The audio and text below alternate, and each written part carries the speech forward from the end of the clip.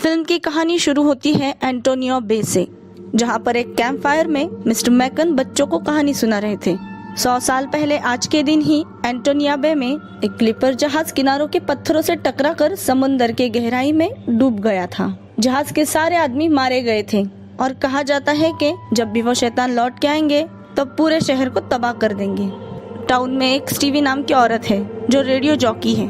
Stevie का radio station एक light house पर बना है, जहाँ पर से वो समुंदर और आधे शहर का नज़ारा देख सकती है। रेडियो के जरिए स्टीवी मौसम की जानकारी भी देती है ताकि लोग बारिश, समंदर में आने वाली लहरें और आने वाले कोहरे से सावधान रह सके। एंटोनिया बे को बने हुए कल 100 साल पूरे होने वाले थे। ये शहर बहुत खूबसूरत और शांत था। अब फिल्म की कहानी आती है दूसरे कैरेक्टर पे, जहाँ पर हमें फादर मेलोन दिखते हैं। चर्च की दीवार का कुछ हिस्सा गिरकर फादर मेलन को वहाँ एक डायरी दिखती है।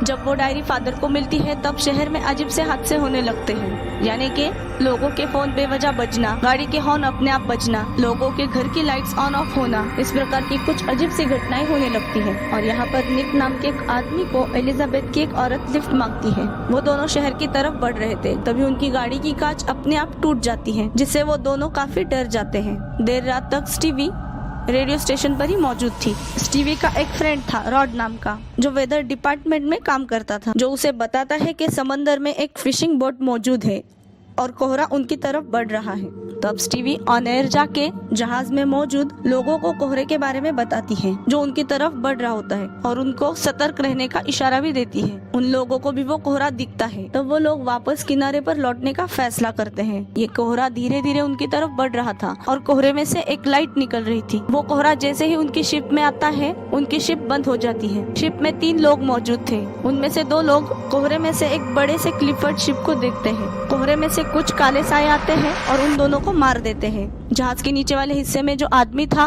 वो काला साया उसे भी मार देता है। देर रात निक और एलिजाबेथ एक साथ थे। वो कोहरा निक के दरवाजे तक आता है और कोहरे में से एक आदमी का साया उसका दरवाजा खटखटाता है, पर दरवाजा खोलने से पहले ही उसके घर में मौजूद सारे घड़ियों की कांच टूट जाती है। और जब वो दरवाजा खोल के देखता है तब दरवाजे पर उसे कोई नहीं दिखता। यहाँ बीच पर हमें एंडी नाम का एक लड़का दिखता है। वो लड़का स्टीवी का बेटा था। उसे किनारे पर जैसे ही वो उसे उठाने के लिए आगे बढ़ता है, तब समंदर की लहरें उस सिक्के पर आ जाती है और वो सिक्का एक लकड़ी के तख्ते में बदल जाता है। उस तख्ते पर लिखा था डेन। एंडी घर आकर स्टीवी को उस सिक्के के बारे में बताता है। कल रात जो 3 लोग गायब हुए थे, उसमें से एल नाम का एक आदमी निक का दोस्त था, जो कल रात से गायब था। सुबह तक उसका कोई पता नहीं चलता, तो निक उसे ढूंढने निकल पड़ता है। समंदर के अंदर निक को एल का जहाज दिखता है, पर वहां पहुंचने पर उन्हें वो 3 आदमी नहीं मिलते, तो उन्हें लगता है कि शायद उन्हें किसी ने बचा लिया होगा। यहाँ मिसेस विलियम नाम की एक औरत दिखाई देती है, जो रात में होने वाले फंक्शन की सारी जिम्मेदारी उठाने वाली थी। ये फंक्शन टाउन को 100 साल होने के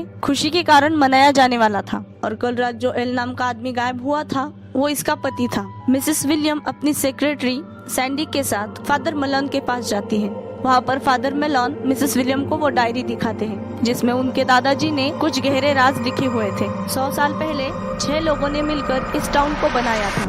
फादर मेलोन के दादाजी और बाकी अन्य 5 उनके साथी। क्लिपर जहाज का मालिक ब्लैक नाम का एक आदमी और उसके कुछ साथी उनके शहर में रहना चाहते थे। वो लोग अपनी कॉलोनी बनाना चाहते थे। ब्लैक के पास बहुत पैसे और सोना था, पर वो लोग लेप्रोसी बीमारी से ग्रस्त थे। तो इस टाउन के वो 6 लोग, जिनमें फादर मेलोन के दादाजी भी थे, वो लोग षड्यंत्र रचकर ब्लैक और उनके साथियों को मार देते हैं और उस हत्या को एक दुर्घटना का नाम दे देते हैं। ये कहानी सब टाउन में फैल जाती है कि एक बड़ा सा क्लिपर जहाज कोहरे की वजह से चट्टानों से टकराकर समुद्र की गहरी खाई में डूब गया। ब्लैक और उसके साथियों का पैसा और सोना लेके वो 6 लोग अपने टाउन को और बेहतर बनाने की कोशिश करते हैं। फादर मेलोन को लगता है कि एंटोनिया बे में रहने वाले सारे लोग श्रापित हैं और वो सोए हुए शैतान यानी ब्लैक और उसके साथी वापस आएंगे, सारे टाउन के लोगों को मार देंगे। यहाँ निक और एलिजाबेथ उस जहाज पर मौजूद थे जहाँ वो एल को ढूंढने आए थे। उस जहाज पर सभी चीजों पर जंग लगा हुआ था, जैसे मानो वो जहाज बहुत दिनों से पानी में था।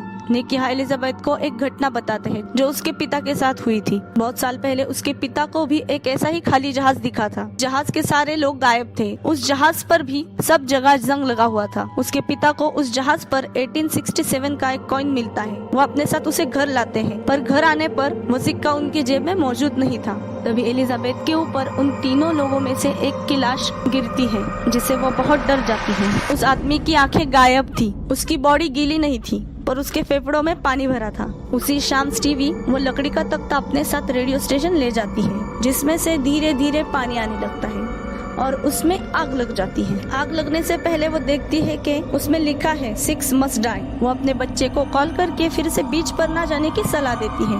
उस बॉडी के पोस्टमार्टम के दौरान एलिजाबेथ उस रूम में अकेली थी। तब वो मुर्दा धीरे धीरे एलिजाबेथ की तरफ बढ़ता है और नीचे गिरकर जमीन पर 3 नंबर लिखता है। धीरे धीरे शाम होने लगती है। लोग यहाँ एक तरफ जश्न में डूबे थे और मिसेस विलियम को पता चलता है कि उनका पति एल अब शायद कभी नहीं लौटेगा। निक रेडियो स्टेशन फोन करके स्टीवी को कल रात के कोहरे के बारे में पूछता है और निक स्टीवी से मिलने रेडियो स्टेशन की तरफ निकल पड़ता है। एक बार फिर से कोहरा शहर की तरफ बढ़ने लगता है, जिसकी जानकारी डैन स्टीवी को देता है। वो रेडियो के जरिए टाउन के सभी लोगों को सावधानी बरतने को कहती है, पर उनकी बातों के दौरान वो कोहरा डैन के ऑफिस के बाहर आता है और कोहरे में से एक आदमी दरवाजा खटखटाता है।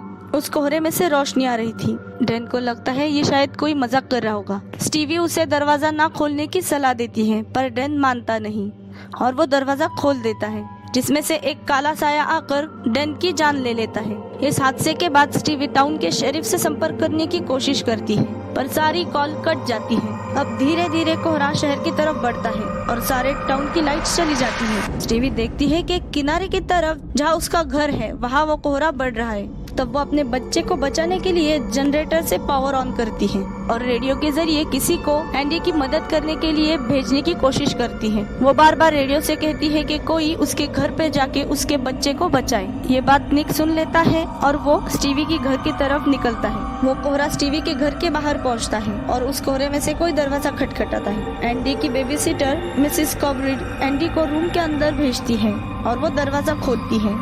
उसके साथ भी वही होता है जो बाकियों के साथ हुआ है, वो भी मारी जाती है। मिसेस कॉबरिड्स को मारने के बाद वो कोहरा घर के अंदर एंडी के रूम के बाहर आता है। एंडी को मारने के लिए दरवाजा तोड़ता है। उसमें से एक शैतान दरवाजा तोड़कर एंडी को मारने की तरफ बढ़ता है, पर तब तक निक वहां पहुंचकर एंडी को बचा लेता है और अपने साथ ले जाता है। स्टीवी रेडियो स्टेशन नहीं छोड़ती क्योंकि वो रेडियो के जरिए टाउन के लोगों को सतर्क रहने का इशारा देती है। घर की तरफ निकली हुई मिसेस विलियम और उसकी सेक्रेटरी उस कोहरे की वजह से चर्च की तरफ बढ़ती है। निक और एलिजाबेथ भी एंडी को लेके चर्च में आते हैं। फिल्म के एंड में ये सारे कैरेक्टर एक साथ दिखते हैं सिवाय स्टीवी के। अब वो कोहरा यानी फॉग धीरे धीरे रेडियो स्टेशन की तरफ बढ़ता है। चर्च में सब उस डायरी को फिर से पढ़ते हैं जिसमें फादर के दादाजी ने लिखा था कि ब्लैक और उसके साथी से चुराया हुआ सारा सोना उन्होंने चर्च के दीवार में चुनवाया है और अगर फिर से ब्लैक और उसके साथी आते हैं तो वो उन्हें सारा सोना फिर से लौटा देंगे, क्योंकि फादर मेलन के दादाजी को उनके किए पर पछतावा हो रहा था। फादर मेलन को लगता है कि 5 लोगों को मारने के बाद अब ब्लैक और उसके साथी उन्हें मारने आएंगे, क्योंकि उसके दादाजी ब्लैक और उसके साथी को मारने की साजिश में शामिल थे और वो उनके वंशज थे। कोहरा अब रेडियो स्टेशन और चर्च पर छा जाता है, जिसमें से ब्लैक और उसके मुर्दा साथी अपना बदला लेने आए थे। स्टीवी अपनी जान बचाने के लिए रेडियो स्टेशन से बाहर छत की तरफ भागती है और यहाँ फादर दीवार में से सोना बाहर निकालते हैं। उस सारे सोने को मिलाकर उन्होंने एक क्रॉस बनाया था। फादर ब्लैक को कहते हैं कि मैं उन लोगों में से एक का वंशज हूँ, तुम मुझे ले जाओ, यानी तुम मुझे मार दो। शैतान ब्लैक उनकी तरफ बढ़ता है और क्रॉस को हाथ लगाता है। दोनों को एक करंट सा महसूस होता है। निक फादर को पीछे खींचता है और इसी के साथ धुएं और विस्फोट के साथ ब्लैक के साथ वो कोहरा चला जाता है। स्टेशन पे स्टीवी के ऊपर हमला करने वाला शैतान भी कोहरे में से गायब हो जाता है। सारा कोहरा धीरे धीरे चला जाता है। सब शांत हो जाने के बाद फादर जब अकेले चर्च में सोचते हैं कि 6 क्यों नहीं, यानी उसने मुझे क्यों नहीं मारा, पर तभी वो कोहरा फिर से आता है और ब्लैक फादर मलन को मार देता है। इसी तरह ब्लैक 6 लोगों को मार देता है और अपना बदला पूरा करता है। षड्यंत्र रचकर ब्लैक और उसके साथी को मारने वाले 6 लोग थे। इस तरह से ब्लैक फादर को छोड़ के रैंडम लोगों को भी मार देता है। ये मूवी बनने के बाद इस पर एक नॉवेल लिखी गई थी जहाँ पर कहानी के एंड को बदल दिया गया था। वहाँ ब्लैक उन 6 लोगों के वंशज को ही मारता है जो उसकी मौत के जिम्मेदार थे। फिल्म में जेमिली कर्टिस ने एलिजाबेथ का रोल प्ले किया था और फिल्म में जो मिसेस विलियम्स का कैरेक्टर प्ले कर रही थी जेनेट, वो जेमिली की असली माँ थी जो हमें साइको मूवी में भी दिखाई दी थी। इस मूवी में 2 हीरोइन है, स्टीवी और एलिजाबेथ, पर दोनों का एक साथ एक भी सीन नहीं है। आपको ये वीडियो मेरा एक्सप्लेनेशन कैसा लगा ये कमेंट करके जरूर बताइए। वीडियो को लाइक, कमेंट और शेयर जरूर कीजिए। तब तक के लिए टेक केयर, बाय।